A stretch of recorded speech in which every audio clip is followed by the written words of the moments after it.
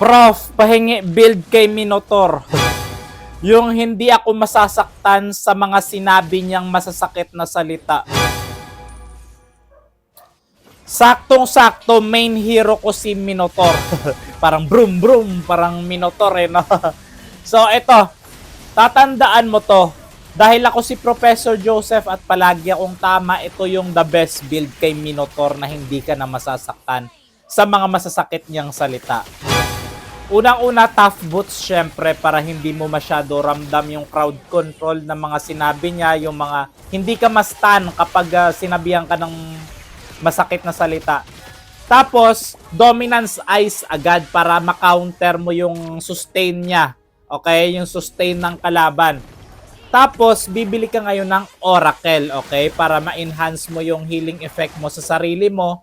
Ma-heal mo kaagad ng yung sarili mo ng mabilis. Hindi ka masyadong masaktan. Tapos, Flask of the Oasis para hindi lang ikaw yung nahi-heal, yung kakampi mo rin makikinabang, okay? Tapos, Chastise Pauldron, okay? Para mapabagal yung mga mabibilis niyang masasakit na salita. Tinadtad ka ng mura, bale, mapapabagal mo yung pagsasalita niya dahil sa Chastise Pauldron. At ang panghuli, Immortality. Para may second chance kang ayusin yung mga pagkakamali nyo sa nakaraan. May second life ka, may second chance ka, babalikan mo yung ex mo. Pambihira.